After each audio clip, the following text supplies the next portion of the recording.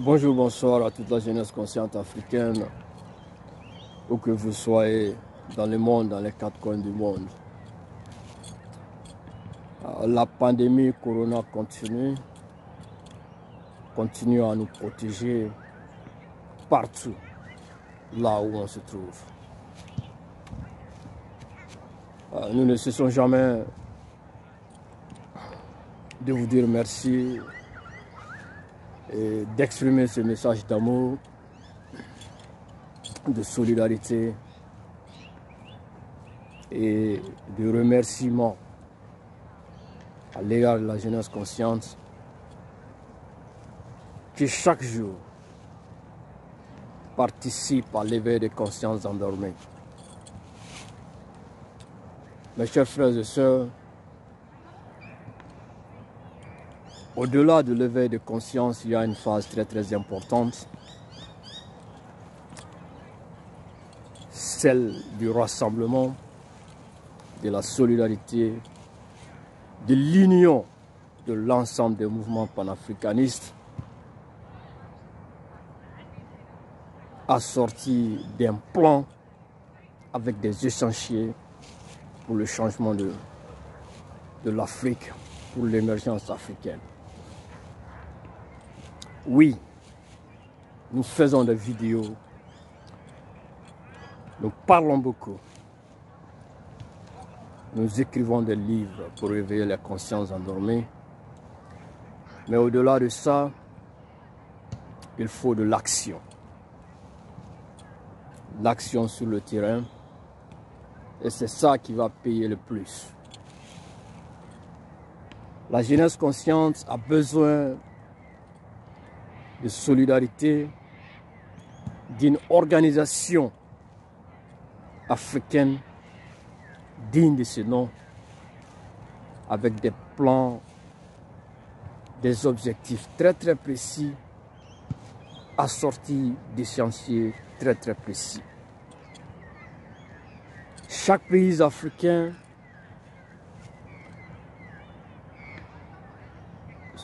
doit être membre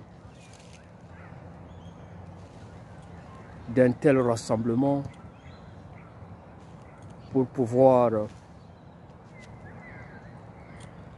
superviser la mise en place et la mise en œuvre du plan adopté par tous. C'est très important parce que sans union, nous passerons tout notre temps à parler et à parler sans effet. Au-delà des réseaux sociaux, il faut s'organiser sur le terrain pour vraiment répondre aux abus dont l'Afrique est victime. Le coronavirus est venu témoigner davantage les abus qui n'ont jamais cessé d'ailleurs contre les Africains partout où ils se trouvent dans le monde. Si ce n'est pas des professeurs qui veulent utiliser des Africains comme des cobayes, c'est les Chinois qui chassent nos frères, des trains, des bus, des hôtels, ou encore c'est le moratoire sur la dette africaine, ou encore c'est l'abus du franc CFA ou de l'éco-Macron. Donc, c'est cela dont nous devons aller. Et au niveau du MPR franc CFA, mouvement panafricain du rejet du franc CFA,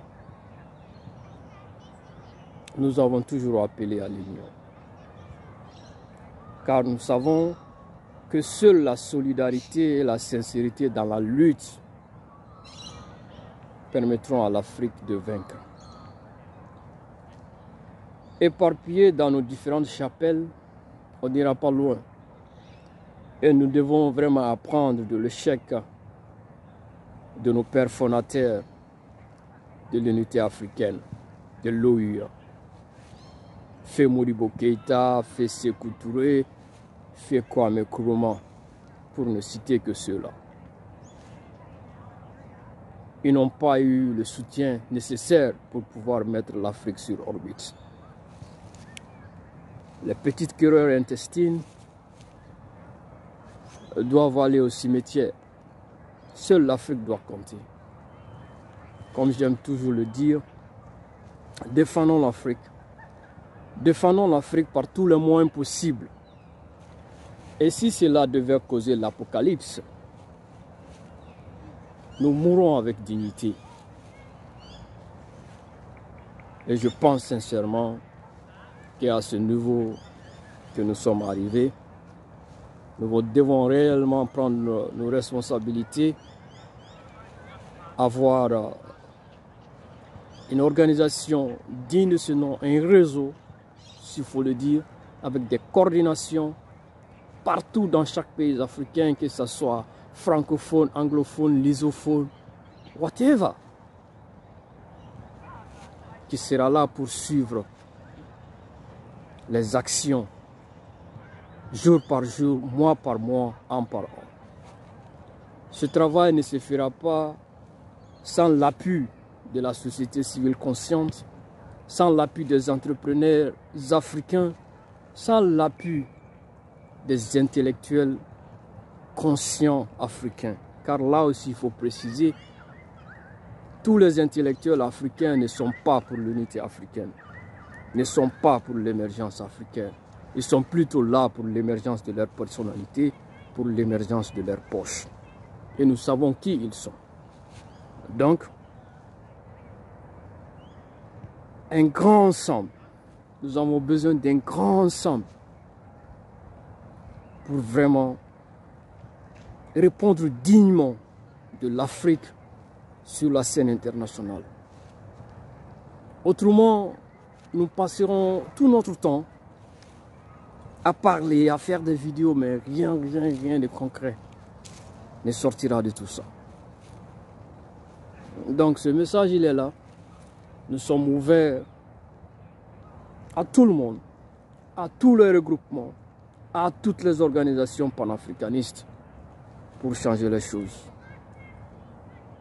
Pas de tapage. Assoyons-nous, planifions des actions. L'Afrique a besoin de tout. On n'est pas industrialisé. On a besoin d'adapter l'éducation aux besoins africains. On a besoin de l'énergie. On a besoin de tout. Ce continent a besoin de tout et de tout.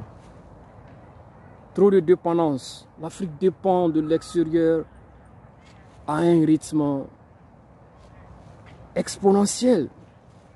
Et cela n'est pas acceptable. Ce n'est pas acceptable parce que si nous continuons sur ce chemin-là, nous allons partir. Nous ne sommes pas éternels. Mais nos enfants souffriront davantage. Ils souffriront davantage, plus que nous. Et je ne pense pas que nous voulons ça. Donc, venons au rassemblement, venons à la planification et allons ensemble vers les actions concrètes pour sortir l'Afrique de là. Unis on gagne tout, divisé on perd tout. La lutte continue. Je vous aime tous.